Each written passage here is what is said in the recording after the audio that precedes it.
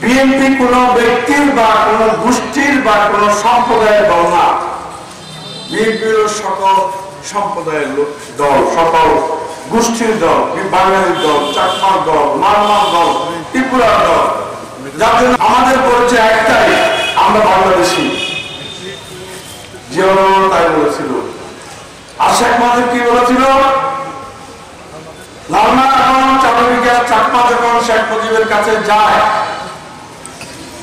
বাংলাদেশ স্বাধীন হওয়ার পরে, তখন গিয়ে লালমা চাকমা এবং চারুবিঘা চাকমার নেতৃত্বে একদল চাকমা নেতা, পাহাড়ি নেতা, মামা নেতা, ত্রিপুরা নেতা মিলে তাই গিয়ে বলেছিল, আমাদের উপজাতীয়দের, আমাদের পাহাড়ি ভাইদের সংস্কৃতি এবং তারা যেন তাদের ভাষায় কথা বলে জীবন নির্বাহ করতে পারে এবং স্বাধীন বাংলাদেশের একজন নাগরিক হিসেবে মাথা উঁচু করে থাকতে পারে, এরকম কিছু দাবি দেওয়া দিয়েছিল।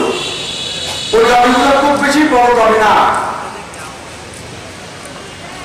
লালমা কিন্তু তখন এমপি, সংসদ সদস্য, কিন্তু শেখ মুজিবুর রহমান বলেছিল যে না, এটা অবশ্যই যে বলেছে এই কথাটা আমি আবার রিপিট করছি, তোমরা কিসের পাহাড়ি, তোমরা বাঙালি হয়ে যাও, তোমাদেরকে বাঙালিকে প্রমোশন দিয়ে দাও। এই কথা বলার সাথে সাথে কিন্তু তাদের অনুভূতিতে লাগে আমরা তো বাঙালি না, আমরা তো পাহাড়ি, আমরা কি করি বাঙালি হবো? এখন বাঙালিদেরকে যদি বলা হয় তুমি পাহাড়ি হয়ে যাও, বাঙালিতে হতে পারবে না, হবে, তাহলে শেখ সাহেব নিজে কি বাঙালি হতো, পাহাড়ি হতো? তিনি তো এই ভুলটা করে গেল। এই ভুলটার পরে কিন্তু বিদ্রোহ শুরু হলো, শান্তিবাহিনীর জন্ম হলো ৭২ সালে এবং মারামারি শুরু হলো, পুলিশের উপরে কত ফায়ার হলো।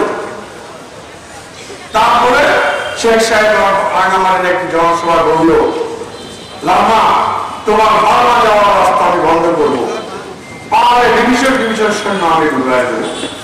ঠিক তাই করেছে। তারপরে লালমা বার্মার সাথে সম্পর্ক ছিন্ন করে বন্ধ যখন হয়ে যায়, ভারতের সাথে সম্পর্ক তৈরি করে এবং পাহাড়ে সৈনিকরা সেনাবাহিনী চলে আসে। সেনাবাহিনী জিয়াউর রহমানের আমলে আসে নাই, বিএনপির আমলে আসে নাই, বিএনপি সেনাবাহিনী পরিবেশ তৈরি করেছে, পাহাড়িদের হাতে অস্ত্র তুলে দিয়েছে শেখ মুজিবুর রহমান, বাধ্য করেছে আওয়ামী লীগ। আর তারা নিয়ে এসে পাহাড়িদেরকে বানিয়েছে ক্ষুদ্র নৃগোষ্ঠী। বাপে বানিয়েছিল বাঙালি, মেয়ে বানিয়েছে সংসদে, সংসদে লিখিত হবে সংবিধানে ক্ষুদ্র নৃগোষ্ঠী।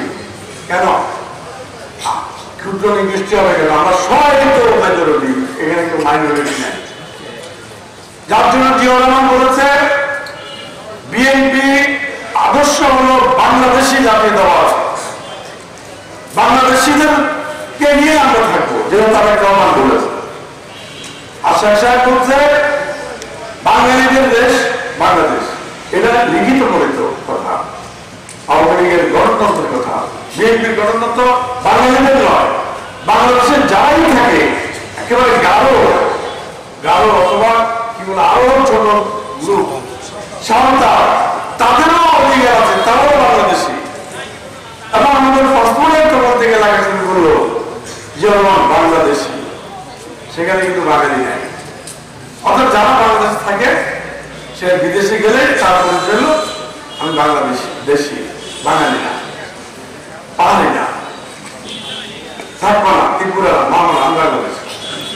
অথবা আমরা যারা বাস করি এ অঞ্চলে আমরা সবাই বাংলাদেশি, এটা হলো বিএনপির মূল মন্ত্র। এইটা বুঝাতে আপনাদেরকে আমাদের অনেক কষ্ট হচ্ছে, আপনাদেরকে আমরা এটা বুঝাতে পারছি না। আওয়ামী লীগের মূল মন্ত্র হলো এইটাই বাঙালি,